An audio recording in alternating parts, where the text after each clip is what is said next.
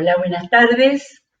Qué bueno que el tiempo de lectura de la Biblia venga después del tiempo de oración de la iglesia que tiene el espacio en este canal, porque unimos toda la vida de base de un cristiano, ¿no? Estamos orando unos por otros y después abrimos la Biblia juntos también. Y Dios quiera que podamos hacerle llegar este tiempo de lectura de la Biblia a personas que no conocen y que tendrían deseos de saber cómo manejarla, de qué manera enfrentarse a alguno de los libros que puedan resultar más difíciles.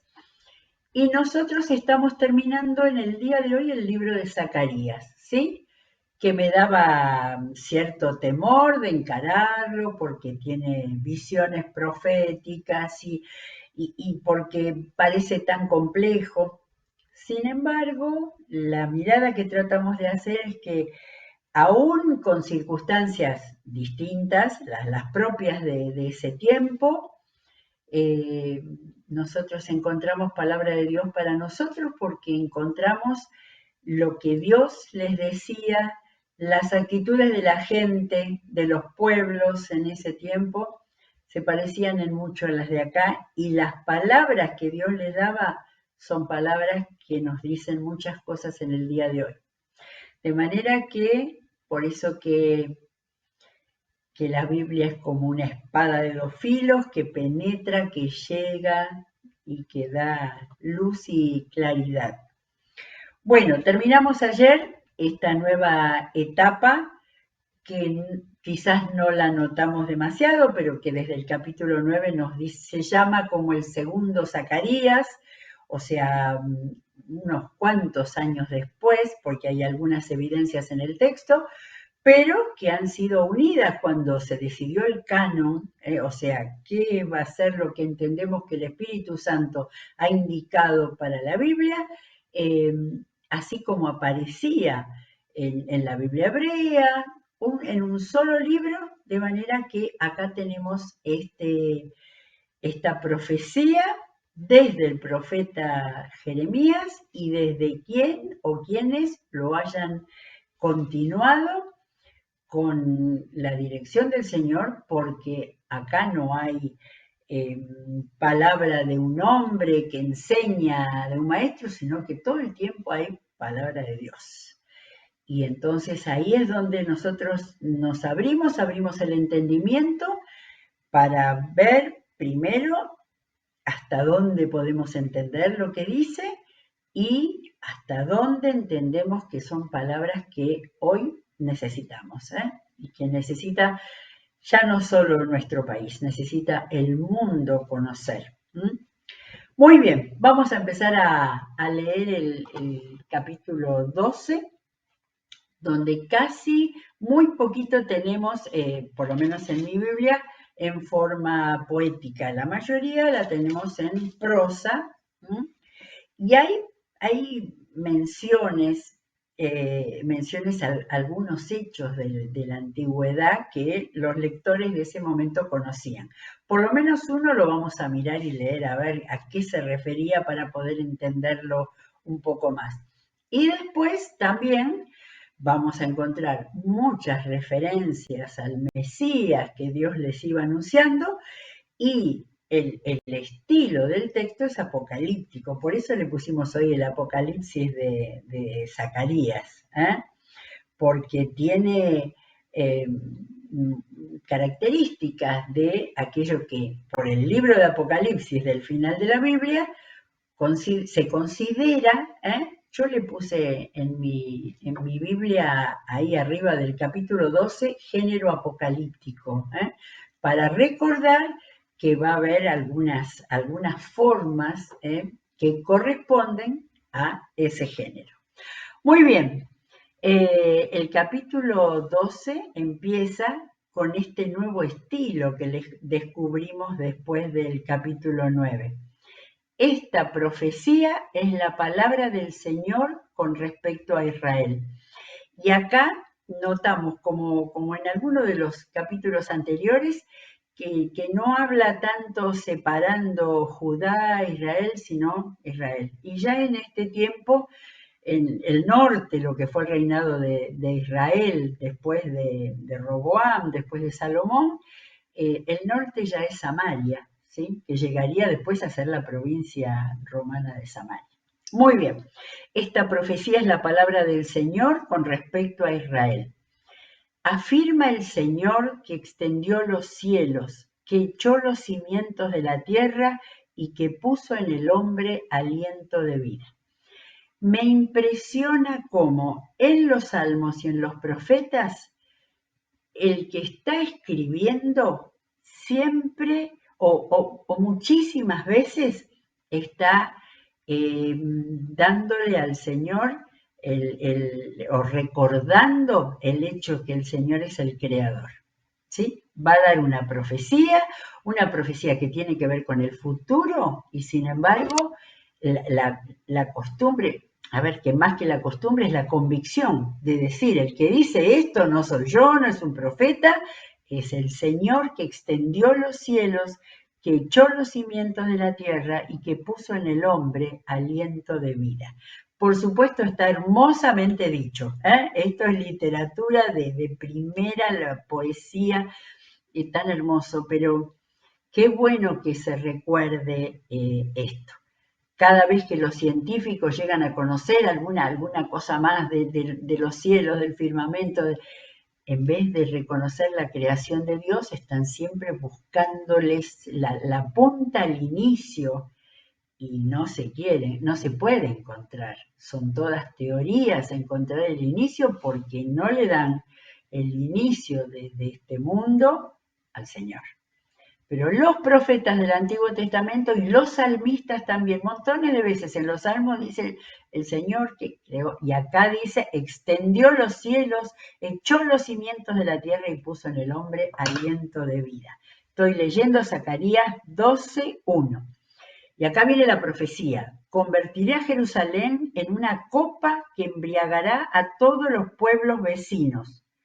Judá será sitiada, lo mismo que Jerusalén, y todas las naciones de la tierra se juntarán contra ella. Quién sabe cuántas veces en la historia de Israel estas cosas se produjeron. ¿Cuántos lo leerán los que solamente leen el Antiguo Testamento y ver que todo eso se fueron echados de su tierra, volvieron, siempre historias muy turbulentas? Y el Señor de Israel que les advirtió, no le hicieron caso. En aquel día, ojo que cuando dice aquel día no tiene fecha, no podían ellos vislumbrar lo que era eso, pero siempre en algún momento se va a cumplir. Convertiré a Jerusalén en una roca inconmovible para todos los pueblos. Los que intenten moverla quedarán despedazados. Pensaba hoy en el templo. Fue destruido por el imperio babilónico, fue destruido por el imperio romano y sigue habiendo templo en Jerusalén.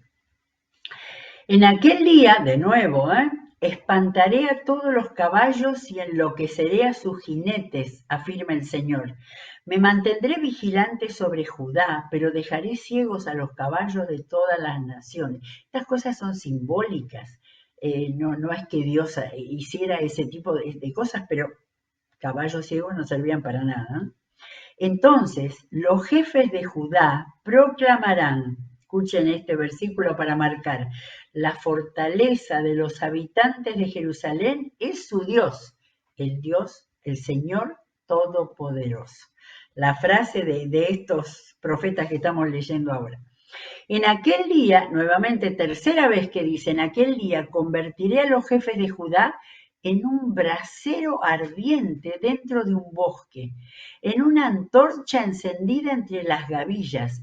A diestra y a siniestra devorarán a todos los pueblos vecinos, pero Jerusalén misma volverá a ser habitada. El Señor salvará primero las viviendas de Judá, para que no sea mayor la gloria de la casa real de David y la de los habitantes de Jerusalén que la de Judá. Para que no sea mayor la gloria de la casa real de David y la de los habitantes de Jerusalén que la de Judá. Acá vuelve a centrarse en la región sur, la que fue después Judea, la provincia de Judea para el Imperio Romano, donde nació Jesús. No, Jesús nació en Judea y después fue a vivir a Galilea. En aquel tiempo, yo, el Señor, protegeré a los habitantes de Jerusalén. El más débil entre ellos será como David, y la casa de David será como Dios mismo, como el ángel del Señor que marcha al frente de ellos.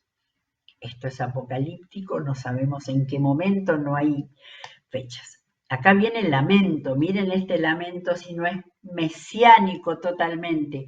En aquel día, nuevamente, me dispondré a destruir a todas las naciones que ataquen a Jerusalén. Sobre la casa real de David y los habitantes de Jerusalén derramaré un espíritu de gracia y de súplica. Entonces pondrán sus ojos en mí. Harán lamentación por el que traspasaron. Lamentación por el que traspasaron. Yo creo que no lo busqué, pero esto aparece. A ver si lo tengo marcado en Mateo. No, en Mateo tengo otro, pero está, es decir, esa frase del que traspasaron, que creo que está en Isaías 53 también, estaba referido al Mesías. Ni podían soñar ellos que pensaban en un rey que fuera guerrero y que los librara, ni podían soñar que iba a ser alguien que iba a ser traspasado.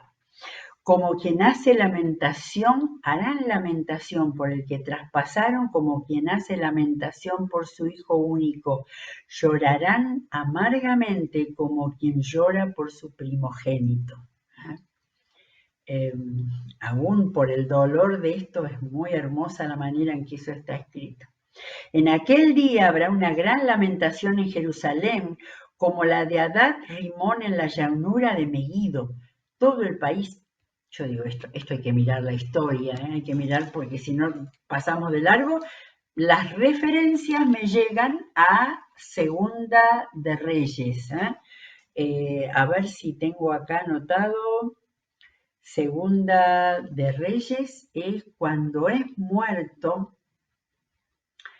el rey Josías, gran rey. Miren, sin embargo, estoy leyendo Segunda de Reyes 23, los últimos versículos desde el 29. En aquel tiempo el faraón Necao, rey de Egipto, fue a encontrarse con el rey de Asiria, camino del río Éufrates. El rey Josías, que se le había ocurrido juntarse con el rey de Israel, le salió al paso, pero Necao le hizo frente en Meguido y lo mató. Los oficiales de Josías llevaron su cadáver en un carro desde Meguido hasta Jerusalén y lo sepultaron en su tumba. Entonces el pueblo tomó a Joacás, su hijo, lo ungió y lo proclamó rey. Y acá dice, en aquel día, estoy en Zacarías 12:11, habrá una gran lamentación en Jerusalén como la que sucedió en la llanura de Meguido. Todo el país hará duelo familia por familia. Y esto que viene ahora, absolutamente profético, pero fíjense cómo está dicho. Todo el país hará duelo familia por familia, la parentela de David y sus esposas, la parentela de Natán y sus esposas, la parentela de Leví y sus esposas, la parentela de Simi y sus esposas, todas las familias y sus esposas. O sea, una manera de decir con David, Natán su profeta, Levita el padre de los levitas, o sea, todo el mundo. ¿Sí? En aquel día, lamentación como hubo tan grande porque Josías fue uno de los grandes reyes de Judá. Bien, se acaba el capítulo 12 y vamos al 13. ¿Cómo empieza? En aquel día. Por eso que se considera que este estilo, que este género es apocalíptico. Se abrirá una fuente para lavar del pecado y de la impureza a la casa real de David y los habitantes de Jerusalén. Limpieza del pecado, de la impureza Acá está hablando de Judá específicamente, ¿sí? O sea, ellos lo habrán leído entendiendo esto, pero si subimos para mirar la Biblia desde más arriba, es el dolor de Dios de siempre por la impureza y por el pecado. Miren lo que dice ahora. En aquel día arrancaré del país los nombres de los ídolos y nunca más volverán a ser invocados, afirma el Señor Todopoderoso. También eliminaré del país a los profetas y la impureza que los inspira. Y si hubiera todavía alguno que quisiera profetizar, sus propios padres le dirán: has mentido en el nombre del Señor, por tanto debes morir. Y por meterse a profeta, sus propios padres lo apuñalarán. Todo esto es lenguaje profético, pero Dios estaba hablando de su deseo, de que no haya falsos profetas, ni adoradores de ídolos, ni los que trajeran mentira y alejaran de Dios. Y estamos en un tiempo hoy que, por lo que se ha desarrollado la capacidad del hombre tecnológica, cualquier profeta, adorador de cualquier ídolo, de cualquier ideología, tiene acceso a los medios y llega de una manera impensable en los tiempos del libro del profeta Zacarías, ¿sí? De manera que, pero esta es la voluntad de Dios. Y nosotros seguimos y tenemos que predicar la voluntad de Dios. En aquel día, de nuevo, los profetas se avergonzarán de sus visiones proféticas. Ya no engañarán a nadie vistiéndose con mantos de piel, sino que cada uno dirá, esto está buenísimo, esto es es como un relato, pero para aclarar este tema de los profetas que ya no van a mentir más. Cada uno dirá: yo no soy profeta sino agricultor. Desde mi juventud la tierra ha sido mi ocupación. Y si alguien le pregunta: ¿por qué tienes esas heridas en las manos?, él responderá: son las heridas que me hicieron en casa de mis amigos. Negando todo lo que había recibido por ser un falso profeta. ¿Sí? Una manera de decir: bueno, esos que se hacen profetas, que vayan a cosechar la tierra. Versículo 7. Acá lo tengo en forma de poesía, o sea que en hebreo habrá estado en forma de poesía. Despierta, espada, contra mi pastor, contra el hombre en quien confío. Espada contra mi pastor, dice Dios, el hombre en quien confío. Esto es mesiánico. Acá está hablando del Mesías. No hablaba en la otra página acerca del que traspasaron. Sí, en muchas páginas, sobre todo en Isaías 53, pero aparecen líneas anticipando al Mesías de que iba a sufrir. Despierta, espada, contra mi pastor, contra el hombre en quien confío. Hiere al pastor para que se dispersen las ovejas y vuelva yo mi mano contra los corderos. ¿Saben quién repitió esta profecía? Jesús mismo. Mateo 26, cuando dice, desde el 30, después de cantar los salmos, salieron al monte de los olivos y allí iban a la cruz. Iba a la cruz. Esta misma noche les dijo Jesús: todos ustedes me abandonarán, porque está escrito: heriré al pastor y se dispersarán las ovejas del rebaño. Acá Jesús lo está diciendo en plural. Y por supuesto que no agarró el rollo de Jesús, lo sabía de memoria. Heriré. Está diciendo: las palabras de Zacarías se están cumpliendo en mí. Acá está en futuro. Y acá lo dice: hiere al pastor para que se dispersen las ovejas y vuelva yo mi mano contra los corderitos. Las 2/3 partes del país serán abatidas y perecerán. Solo una tercera parte quedará con vida. Profecía que se habrá cumplido en tantos momentos, aun cuando el Imperio Romano destruyó Jerusalén y el templo en el año 70. Pero a esa parte restante la pasaré por el fuego, la refinaré como se refina la plata, la probaré como se prueba el oro. Entonces ellos me invocarán y yo les responderé y yo diré, ellos son mi pueblo. Y ellos dirán, el Señor es nuestro Dios. Siempre hay una palabra de consuelo, hay una palabra de esperanza, porque yo creo que cada vez que el Señor dice en aquel día, estaba hablando de cuando volviera Jesús y cuando el Señor terminara con el mundo. Ahora, este capítulo 13 es un capítulo que apunta a que Dios quiere purificación, a que Dios quiere santidad. Y entonces leamos con la mirada de nuestro mundo, donde hay tanta necesidad y que la gente se vuelva a Dios. Capítulo 13 de Zacarías. Y nos falta el último, capítulo 14, que empieza diciendo, Jerusalén, viene un día para el Señor cuando tus despojos serán repartidos en tus propias calles. Movilizaré a todas las naciones para que peleen contra ti. Te conquistarán, saquearán tus casas y violarán a tus mujeres. La mitad de tus habitantes irá al exilio, pero el resto del pueblo se quedará contigo. Entonces saldrá el Señor y peleará contra aquellas naciones como cuando pelea en el día de la batalla. Esto es apocalíptico, no sabemos, quizás mucho de eso pasó cuando los romanos destruyeron el templo y quemaron tanto de Jerusalén. En aquel día pondrá el Señor sus pies en el monte de los olivos, y acá no había sido muy mencionado. Tengo en las referencias alguna otra mención, pero nosotros conocemos al Monte de los Olivos por Jesús, y ahí recién lo vimos en Mateo 26.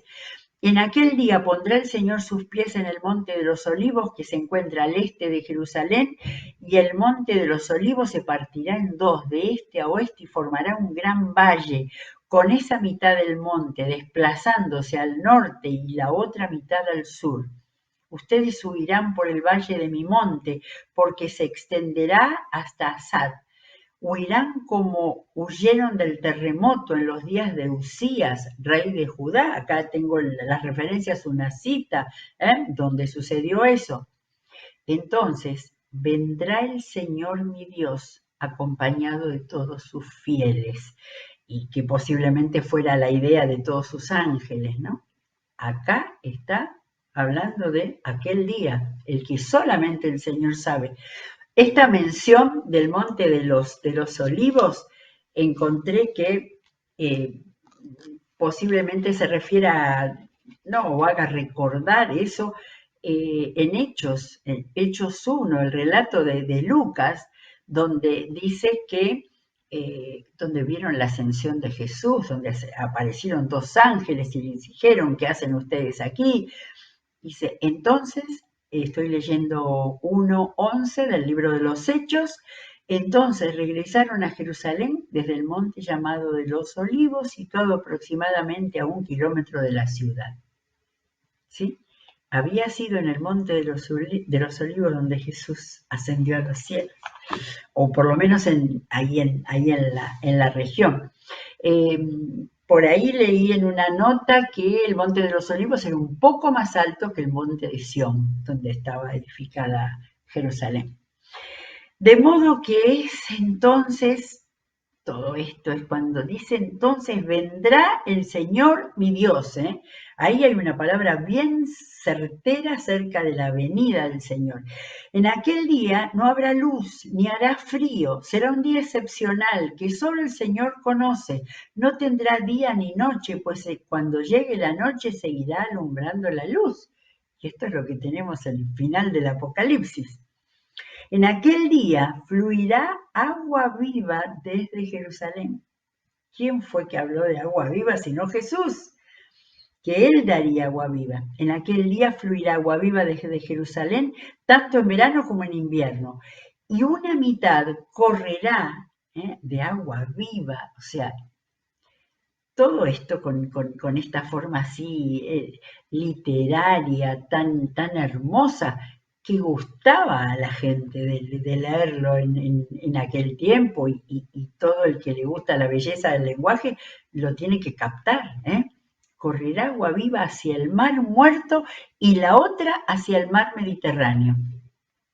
¿Sí? Desde Jerusalén, por ejemplo, hacia el este está el Mar Muerto y hacia el oeste está el Mar Mediterráneo. O sea, como dijera, toda esta tierra. ¿Eh? El Señor reinará sobre toda la tierra. En aquel día el Señor será el único Dios y su nombre será el único nombre. Subrayé este versículo 14, Zacarías 14:9. El Señor reinará sobre toda la tierra y aquel día el Señor será el único Dios y su nombre será el único nombre. Pero no termina acá este libro, falta un poquito todavía. Desde Geba hasta Rimón, al sur de Jerusalén, todo el país se volverá un desierto. Pero Jerusalén se levantará y permanecerá en su lugar, desde la puerta de Benjamín hasta el sitio de la puerta primera, desde la puerta del ángulo, desde la torre de Hananel hasta los lagares del rey. Jerusalén volverá a ser habitada, tendrá tranquilidad y nunca más será destruida. Estamos en este tiempo. Ahora que Jerusalén volvió a ser habitada, tendrá tranquilidad y solo sabe el Señor el futuro hasta que Él venga. Esta es la plaga con la que el Señor herirá a todos los pueblos que pelearon contra Jerusalén. Ahora lo que viene, terrible, pero está en la palabra. Se les pudrirá la carne en vida, se les pudrirán los ojos en las cuencas y se les pudrirá la lengua en la boca. En aquel día el Señor los llenará de pánico. Seguramente los que negaron al Señor van a tener terror cuando Él vuelva. Cada uno levantará la mano contra el otro y se atacarán entre sí. También Judá peleará en Jerusalén y se recogerán las riquezas de todas las naciones vecinas y grandes cantidades de oro y de plata y de ropa. Siempre el Señor como símbolo de prosperidad habló de oro y de plata. Acá agrega de ropa también. Una plaga semejante herirá también a caballos y mulos, camellos y asnos, y a todo animal que esté en aquellos campamentos. La visión del profeta no llegaba a grandes ciudades impresionantes, de edificios altísimos, ¿no? Ahí en ese momento llegaba hasta campamentos, pero nosotros, todo lo que podamos transponer a nuestro tiempo, sigue siendo la misma palabra de Dios. Entonces, los sobrevivientes de todas las naciones que atacaron a Jerusalén subirán año tras año para adorar al Rey, al Señor Todopoderoso, y para celebrar la fiesta de las enramadas. Leí acá en mi nota que después de que vinieron de la vuelta del exilio con Esdras y Nehemías, dos libros que tenemos que leer, nuevamente se volvió a dar el lugar a la más importante de las fiestas, que era la fiesta de las enramadas, pero a partir de Esdras y Nehemías se leía la palabra del Señor que habían encontrado los rollos, ¿sí?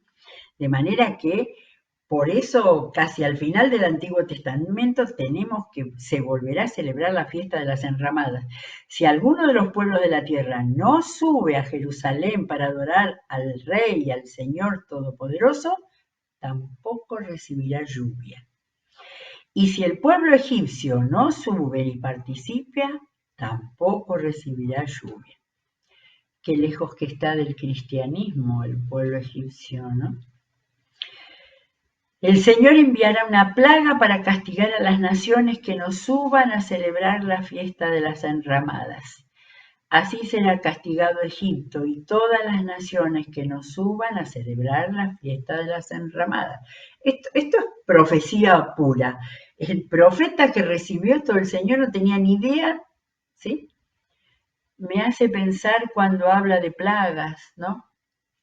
Difícil de creer que en los tiempos de tanto avance tengamos plagas que ataquen a todo el mundo. pero el Señor sabe cuándo. En aquel día, y vamos a los últimos versículos y estamos terminando Zacarías. En aquel día, los cascabeles de los caballos llevarán esta inscripción: consagrado al Señor. Yo lo tengo en mayúsculas acá, para que se note que ese es el título. Los caballos tendrán cascabeles que digan consagrado al Señor.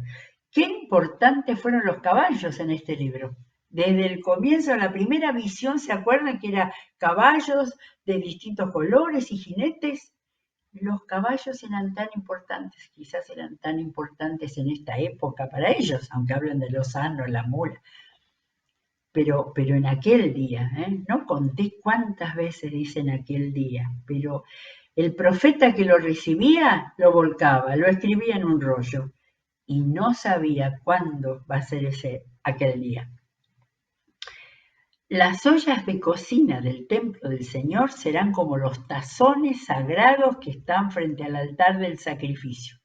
Toda olla de Jerusalén y de Judá será consagrada al Señor Todopoderoso, y todo el que vaya a sacrificar tomará alguna de esas ollas y cocinará en ellas. Yo no creo que haya ollas ahora en el templo de Jerusalén, pero en ese momento, todo aquello que el Señor había indicado desde el Éxodo para que fuera simbólicos, recordatorios, ¿sí? Para nosotros toda la parte de rituales del Antiguo Testamento nos quedan muy, muy lejanos a nuestra vida de hoy, pero para ellos eran simbólicos, para su mente, para su formación. El hecho de decir, todo lo del Señor es especial, es grandioso, todo es de oro y plata. Y esas ollas quizás tenían que ver con los sacrificios, con lo que entregaban. Bueno, y voy a leer la última frase. Voy a leer la última frase porque también es mesiánica. En aquel día no habrá más mercaderes en el templo del Señor Todopoderoso. Y yo no miré acá, no miré acá dónde está la cita, pero es lo que hizo Jesús. Es lo que hizo Jesús y lo cuenta Juan y en manera muy especial, y lo cuentan también los otros evangelios. Cuando lo que hizo el Señor de echar en la puerta del templo a los que estaban no vendiendo para ayudar a la entrega de las ofrendas, los que estaban cambiando plata y estaban siendo realmente mercaderes, nosotros entendemos esa palabra hoy. El Señor echó a los mercaderes del templo y seguramente después se volvieron a poner, pero estaba haciendo un acto profético de aquello que el profeta acá en el libro de Zacarías terminaba, porque podía haber terminado con otra cosa o con alguna de las bendiciones maravillosas, pero el Señor estaba mostrando en todo, especialmente de la mitad para el final del capítulo 14 de este libro, estaba mostrando palabras y hechos que se referían a Jesús. Y esto que tiene que ver, en estos últimos capítulos hay mucho acerca de la purificación y de la santidad. Y una de las cosas fue, Jesús hizo eso, de echar a los mercaderes del templo en nombre de la santidad que Dios quiere. Muy bien, se acabó. Yo varias veces di vuelta a ver si me faltaba algo y no tengo ahí el comienzo de Malaquías, el último libro de la Biblia. Bueno, creo que ha sido muy bueno animarnos a leer un libro difícil, pero con esa mirada, ¿no? Tratamos una mirada del Señor, que es el mismo hoy por todos los siglos, que buscaba santidad, que buscaba que dejen a los ídolos, que buscaba que se vuelvan a Él y que buscaba que hubiera un pueblo santo, que fuera modelo para todos los demás. Esto es lo que nos ha quedado. Y la iglesia de hoy, en el siglo XXI, tiene que leer Zacarías pensando, son las mismas cosas que quiere el Señor para hoy. Y ojalá que vayan quienes hablen a los gobernantes, a los funcionarios, a los que tienen lugares importantes y papeles importantes en la dirección de los países, de los gobiernos, de las intendencias, para todo el que tenga algún tipo de autoridad, que pueda volverse al Señor. Y realmente las cosas así cambiarán. Muy bien, que el Señor los bendiga. Volveremos con otra parte de las Escrituras para la próxima.